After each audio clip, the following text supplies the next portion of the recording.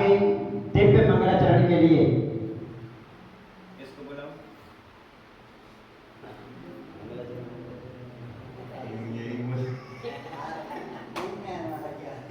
मंगलाचरण में महिलाएं सबसे आगे रहती हैं।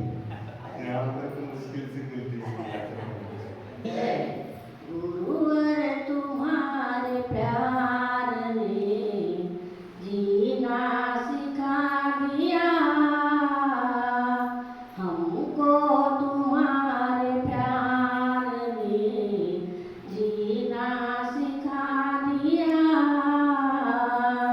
गुरुवर तुम्हारे प्यार ने जीना सिखा दिया।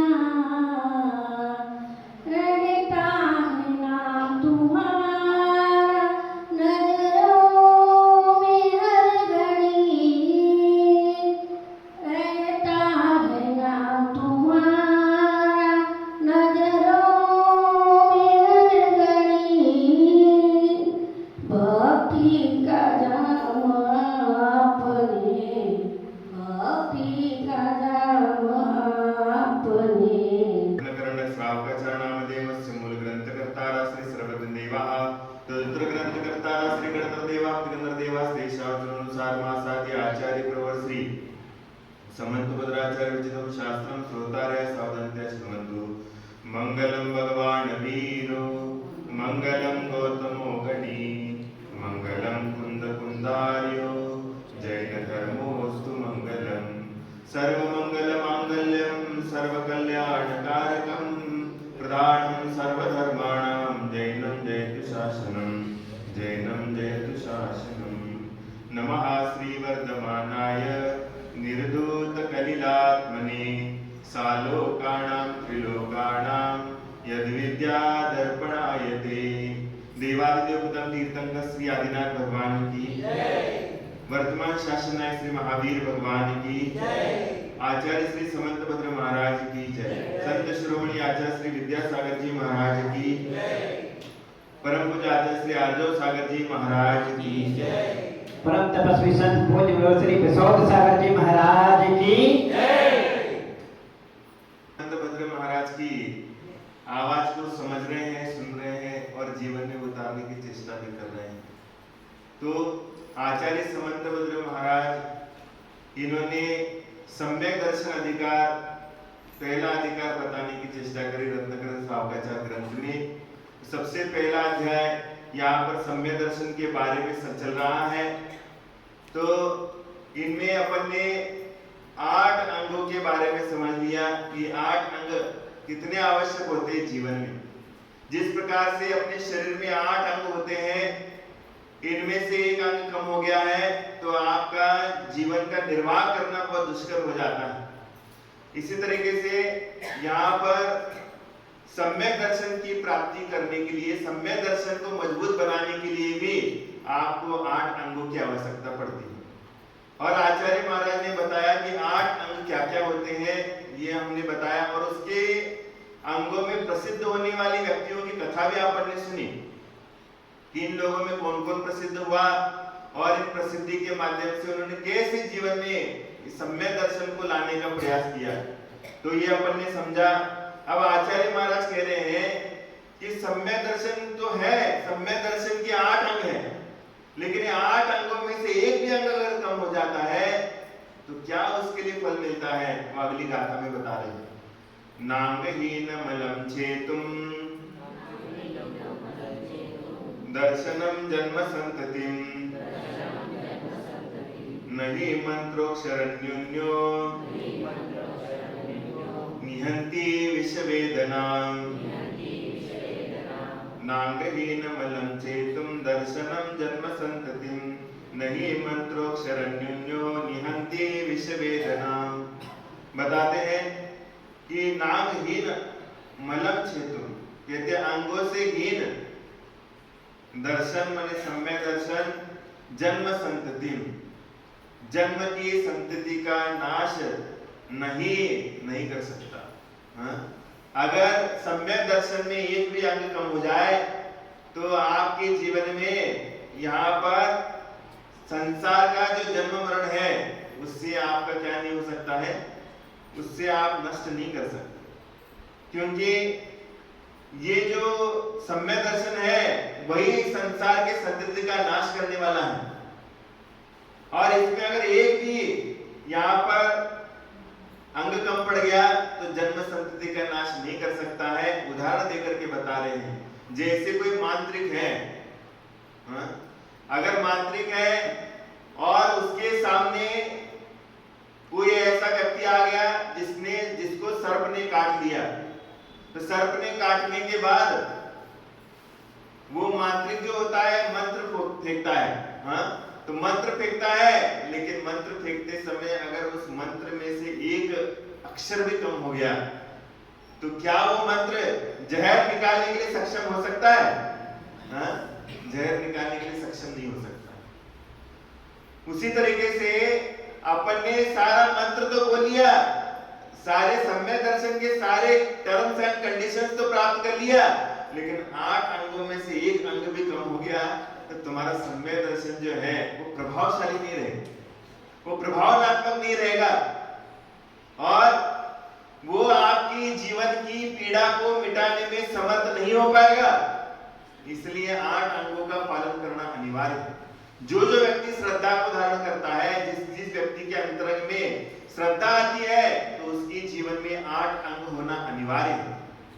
ये 8 अंग उसके जीवन का मूलभूत आधार है और इसलिए आचार्य कह रहे हैं कि अंगों से हीन सम्यक दर्शन संसार की संतति को नष्ट करने के लिए अलम समर्थ नहीं है। वो किसी भी काल में सम्यक दर्शन का नाश करने के लिए समर्थ नहीं, क्योंकि एक अक्षर से हीन भी मंत्र हो तो विश्व की पीड़ा को नष्ट नहीं कर सकता। अगर एक अक्षर से भी हीन है अगर मंत्र, तो क्या हो जाता है, वो अपने कार्य को साबित करने में सक्षम नहीं होता है। उसी तरीके से जिसके जीवन में सम्यक दर्शन होता है उसकी जीवन में 8 अंग जरूर होता है कि अनिवार्य रूप से उस 8 अंगों का पालन करना। तो इसलिए कह रहे हैं समदर्शन यदि निज अंगों का अवधारक वह नहीं रहा, जन्म जरा भय भव संतति का हारक भी फिर नहीं रहा। न्यूनाधिक अक्षर वाला हो मंत्र जहर को कब हरता, उचित रहा यह समुचित कारण निज कार्य वह द्रुत करता। उचित रहा यह समुचित कारण निज कार्य वह द्रुत करता। कहते हैं कि दर्शन यद्यपि देखने का नाम है, शब्दानाम अनेकार्थ, शब्दों के अनेक अर्थ हुआ करते हैं। तो दर्शन शब्द आता है तो दर्शन शब्द क्या हो जाता है, देखने के अर्थ में भी आता है, हाँ? और नमस्कार करने के अर्थ में भी दर्शन शब्द का प्रयोग होता है। उन्हें एक शब्द के अनेक अर्थ होते हैं। जैसे महावीर बोलते हैं तो महावीर अलग अलग व्यक्तियों के नाम होते हैं, हाँ?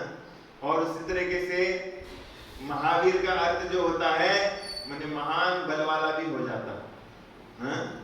और वीर योद्धा भी हो जाता है।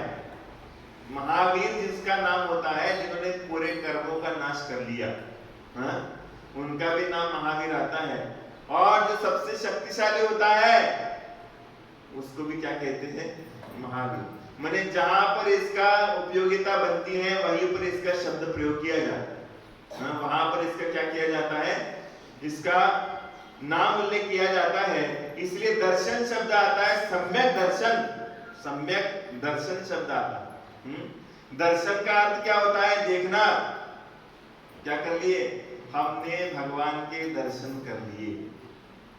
क्या कर लिया, हमने भगवान के दर्शन कर लिए, ऐसा कहते हो, हाँ?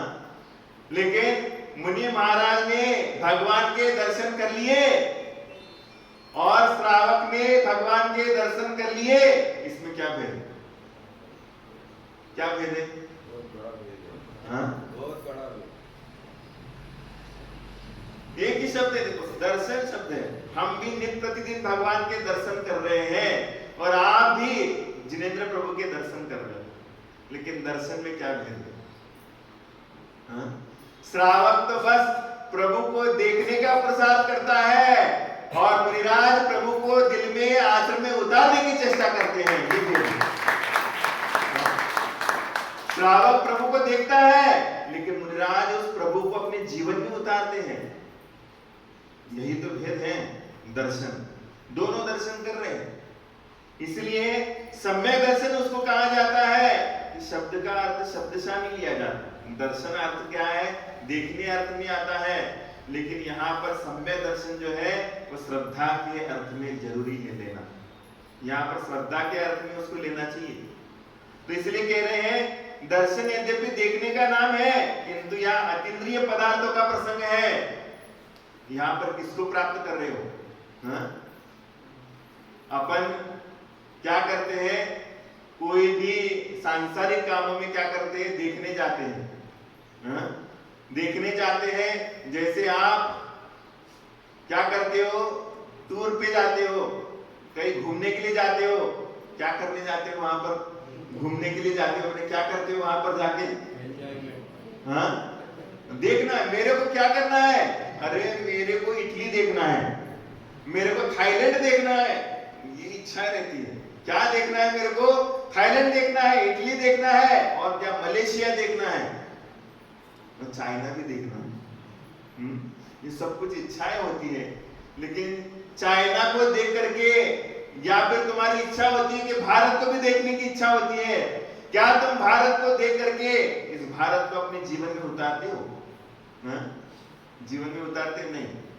तो इसलिए कहते हैं कि देखना सभी के हाथ में होता है, लेकिन उसको जीवन में उतारना सबके हाथ में नहीं होता। हाँ? क्या होता है कि आप, ऐसा होता है कि कई ऐसे राजा लोग होते हैं कि जो वज्रबानु नाम के एक राजा हुए, वो मुनिराज के पास देखने गए, दर्शन करने गए। हाँ? और दर्शन करने गए तो उन्होंने वही के वही सब छोड़ दिए। हाँ? दर्शन करने के बाद उन्होंने सीधा दीक्षा ही धारण कर ली। अपन ने कथा सुनी होगी कि पुष्पडाल और वारिसेन महाराज क्या है? वारिसेन महाराज को पुष्पडाल श्रावक छोड़ने गया, लेकिन जैसे छोड़ने गया वापस आए नहीं, लौट करके वापस आए नहीं। माने उसने क्या कर लिया? उसी मार्ग के ऊपर श्रद्धा धारण कर लिया, उसी के ऊपर चलने का क्या कर लिया? पुरुषार्थ करना चालू कर दिया। तो इसी तरीके से यहाँ पर कह रहे हैं कि ये जो प्रसंग हो रहा है अतीन्द्रिय है। अतीन्द्रिय माने क्या है? आपको दर्शन करने के बाद भी पता नहीं चलेगा कि अपन किसके दर्शन कर रहे हैं। लेकिन जिसको सम्यक दर्शन है, तो सम्यक दृष्टि जीव किसके दर्शन करेगा? उसके अंतरंग में जो परमात्मा बैठा है उसके दर्शन करेगा। जैन धर्म की पूजाओं में क्या होता है कि यहाँ पर क्या अंत में क्या कहते हैं? वो क्या पढ़ा जाता है?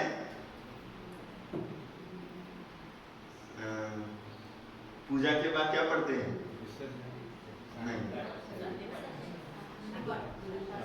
नहीं, दो लाइन की पंक्ति पढ़ते हैं। गत्ता बोलते हैं उसको, गत्ता। हाँ, गत्ता बोलते हैं। इत्याशीर्वाद। हाँ, इत्याशीर्वाद। इति आशीर्वाद बोलते हैं। इति आशीर्वाद। हाँ, वो आशीर्वाद की पंक्ति है, वो अपन ही पढ़ती। इत्याशीर्वाद परिपुष्पांजलि क्षिपामि, ऐसा कहते हैं। हाँ, मैंने क्या करते हैं कि अपन इत्या आशीर्वाद बोलते हैं। मैंने क्या अपन को भगवान का आशीर्वाद दे रहे क्या? हाँ, इत्या आशीर्वाद परिपुष्पांजलि क्षिपामि, ऐसा बोलते कि नहीं बोलते? बोलते कि नहीं बोलते? तुम सब लोग बोलते हो। तो तुम्हारा अभिप्राय क्या है? भगवान को आशीर्वाद देने का है? हाँ? वो जैन धर्म की पूजा पाठ में जो भी पूजाएं होंगी, वो सारी की सारी पूजा भगवान के लिए नहीं होती है, वो तो अपने लिए हुआ करती है। ये सारी पूजाएं काय के लिए होती है? अपने लिए होती है। और कहते हैं कि भगवान क्या है?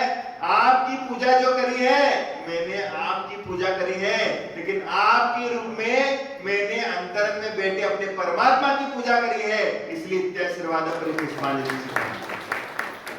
इसलिए क्या है, प्रत्यक्ष रूप में मैंने क्या कर लिया, आपकी पूजा करी है, लेकिन परोक्ष रूप में क्या कर लिया, परोक्ष रूप से क्या कर लिया, आपकी पूजा कर ली है, लेकिन प्रत्यक्ष रूप में मैंने अपने अंतरंग में बैठे भगवान की पूजा करी।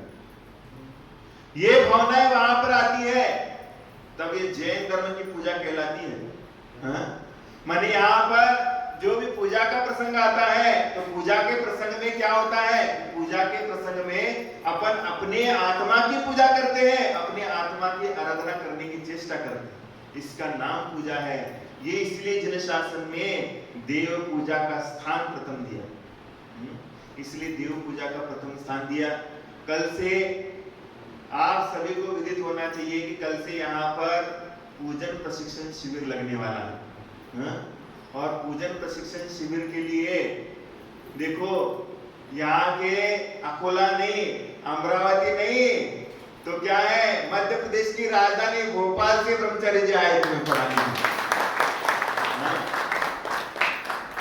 राजधानी भोपाल, यहाँ की राजधानी बॉम्बे है, लेकिन वहां की राजधानी भोपाल है। वहां से तुम्हारे लिए पढ़ने के लिए आए, पढ़ाने के लिए। मैंने तुम लोगों का पुण्य कम है क्या? तुम लोगों का बहुत बड़ा पुण्य है। तो ये सारे लोग, तुम लोग कल से यहाँ पर पूजा के लिए आना। देखो, और तुम सभी के सहयोग से क्या हुआ कि यहाँ पर तुम सभी के सहयोग से पूजा पाठ के लिए तुम्हारे मंदिर के लिए टेबल भी आ गए हैं।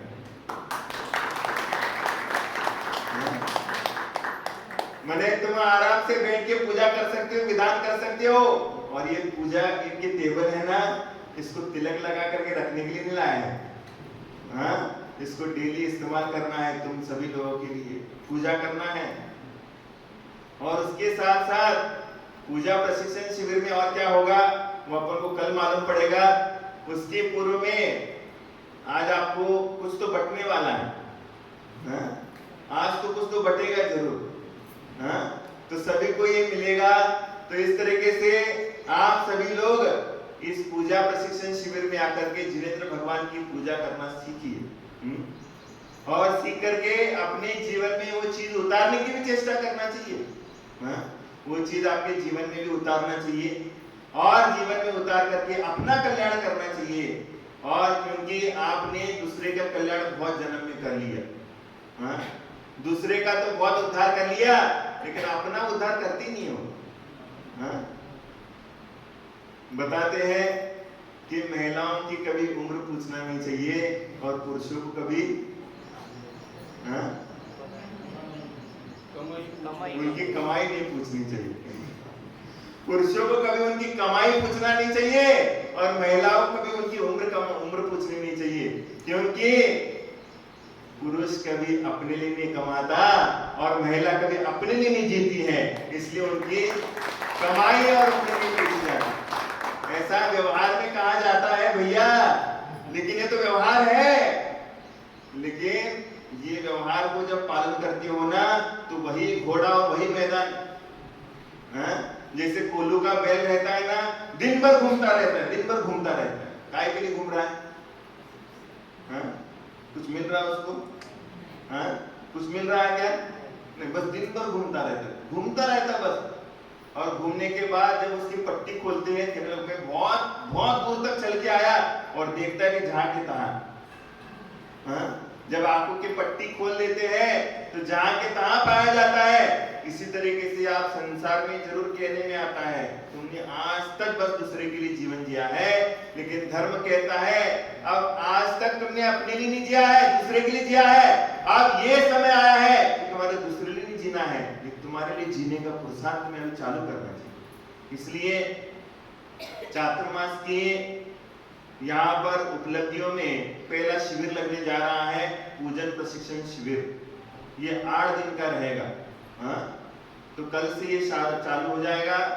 लगभग यहाँ 7:30 बजे से आपका नित्य प्रतिदिन की यहाँ पर पूजा चालू हो जाएगी। जिनेंद्र प्रभु की पूजा पाठ होंगी और उसके बाद पूजा का अर्थ आपको बताया जाएगा, पूजा कैसे किया जाता है ये भी बताया जाएगा। तो समय का बहुत अच्छे से ध्यान रखना, और समय का ध्यान रखते हुए पुरुष लोग धोती दुपट्टा में आना चाहिए। क्या बरमूडा पे आ जाओगे? हाँ, हाफ पैंट पे आओगे क्या? नहीं आओगे। वैसे तो मूर्तिजापुर के लोग बहुत मने सात्विक हैं, यहाँ पर वैसे चलता नहीं। हाँ, तो आप लोग धोती में आना है, और धोती भी सोले की, हाँ, सोले की धोती में आना है। और महिलाएं भी अपनी जो साड़ियां हैं उस साड़ियों में आना है। केसरिया कलर की जो साड़ियां हैं उसमें आपको पूजा प्रशिक्षण का लाभ लेना है। आपके लिए सब सामग्री दी जाएंगी, पूजा की थाली भी दी जाएंगी, पूजा करने के लिए थाली दी जाएगी बस, और उसके बाद किताबें दी जाएंगी, और उसके बाद आपको यहाँ पर भगवान की पूजा भी सिखाई जाएंगी, लेकिन द्रव्य नहीं मिलेगी। हाँ? क्या द्रव्य भी दे दे? द्रव्य अपने घर से लाना पड़ेगा। हाँ? टेबल दी जाएगी, उसके बाद नोटबुक दिया जाएगा, पेन दिया जाएगा, थैली दी जाएगी। आप कहो तो आपके लिए गाड़ी भी दिलवा देंगे। हाँ? तो सारी व्यवस्था करके दिए, बस आपको यहाँ पर आकर के बैठने का कष्ट करना है। हाँ? वो कष्ट करके अपने जीवन में जिनेंद्र प्रभु की पूजा की आराधना करना है। सीखो। हाँ? सीख करके, और ये जब सीखोगे तो क्या होगा, तुम्हारे जीवन में बहुत अतिशय होगा, अतिशय हो जाए। आप लोगों को मालूम होना चाहिए कि पाकिस्तान की बॉर्डर में अभिनंदन नाम का एक सैनिक गिरा था। जानकारी है कि नहीं है? हाँ? कि मेरे को ये जानकारी। हाँ। कैप्टन अभिनंदन नाम का एक सैनिक था, वो पाकिस्तान की बॉर्डर में गिर गया। आज तक कोई सैनिक है जो वापस आया पाकिस्तान से? बोलो, आज तक आया क्या? नहीं आया। लेकिन वो आया, अकेला बंदा गिरा था वहां पर, सर्जिकल स्ट्राइक में गिरा, और उसके बाद वो बंदा वहां से आया। तो वो बंदा वहां से आया, और आने के बाद सही सलामत आया, और सम्मान के साथ आया। और सम्मान के साथ आने के बाद उसके शब्द थे अपने जीवन में कि मेरे आज तक सभी के सिर के ऊपर किसका हाथ है मेरे को मालूम नहीं है, लेकिन मेरे सिर के ऊपर जिनेंद्र प्रभु का हाथ है, इसलिए मैं वहां से वापस आया। क्योंकि वो बंदा देखो आर्मी में जब रहता है तो पूजा नहीं करता, लेकिन जैसे घर में आता है, तमिलनाडु का है वो, मद्रास चेन्नई का है, लेकिन वो जब आता है तो डेली भगवान को क्या करता है, मंदिर में पूजा करने जाता है। और वो पूजा करने का ये फल मिला कि इतने बड़े शेर के मुख में जाने के बाद भी सही सलामत वापस लौट के आया। इस सिर्फ और सिर्फ भगवान की पूजा करने का ही अतिशय होता है। इसलिए अपने जीवन में पूजा से जुड़ने का उपक्रम जरूर करना चाहिए, और जुड़ करके पूजा सीखना चाहिए। नहीं तो हम आपके घर में आहार करने जाते हैं, आप लोगों को मालूम नहीं रहता है कि कब क्या चढ़ाना है। हाँ? जल के समय चावल चढ़ा देते हो, हाँ? चंदन के समय क्या कर देते हो, दूसरा ही कोई आइटम चढ़ा देते हो, मतलब तुम लोग समझते नहीं हो। और क्या बोलते मालूम है, ओम ह्रीम श्री परम पूज्य डैश डैश मुनिंद्राय। हाँ? क्या करते हो, पुष्पम निर्वपामि स्वाहा, और पुष्प काय के लिए चढ़ा रहे। हाँ? और उसके बाद जलम निर्वपामि स्वाहा, जल काय के लिए चढ़ा रहे हो। उसके पीछे भी कुछ बोलना पड़ता है, और जब तक ये चीजें नहीं बोलते तब तक तुम्हारा जन्म मरण कैसे छूटेगा। हाँ? यहाँ पर बता रहे हैं एक मंत्र में एक शब्द भी कम हो गया तो मंत्र कारीगर नहीं होता है। नमो अरियंताणम मंत्र पढ़ते हो तुम लोग, और उसमें से तुमने एक पद गायब कर दिया तो क्या वो मंत्र तुम्हारे लिए अतिशयकारी बन जाएगा? बनेगा क्या? वो बन नहीं सकता, तुम्हारे जीवन में अतिशय घटित नहीं कर सकता। तो इस तरीके से यहाँ पर भी आपके जीवन में कुछ ना कुछ तो इन चीजों का मूल्य रहता है, और उसको सीखना पड़ेगा। नहीं तो क्या है, करने वाला बस मगज मार करके एक बार करता है, उसको बस जिम्मेदारी का वहन करना इसलिए करता है, नहीं तो इसके पीछे का रहस्य जानते नहीं हो। इसलिए सभी लोगों को समय का बहुत अच्छे से ध्यान रखना। हाँ? और ये 8 दिन का आपका ये प्रशिक्षण शिविर रहेगा। इसमें सभी को अपने लिए बहुत ही एकाग्रता से यहाँ पर इकट्ठा होना है। जितनी आप विशुद्धि के साथ यहाँ पर आओगे, यहाँ पर जरूर कुछ ना कुछ तो ले जाओगे, हाँ? जरूर कुछ ना कुछ तो ले जाओगे। आपके यहाँ पर ये चीज सीखने से आपके जीवन में बहुत बड़ा अतिशय होगा, और इस चीज को सीख करके आप अपने जीवन में बहुत कुछ आगे बढ़ सकते हो। तो हमारा कहना है कि कल से जो है यहाँ पर सभी लोग उपस्थित रहना। कितने बजे? 7:30 बजे, हाँ? 7:30 बजे यहाँ पर उपस्थित रहना है। भगवान की पूजा अपन करते हैं, तो यहाँ पर सभी लोगों को बैठ करके पूजा पाठ करनी है, और द्रव्य अपने अपने घर से लाना है, और पूजा में उपस्थित होना है।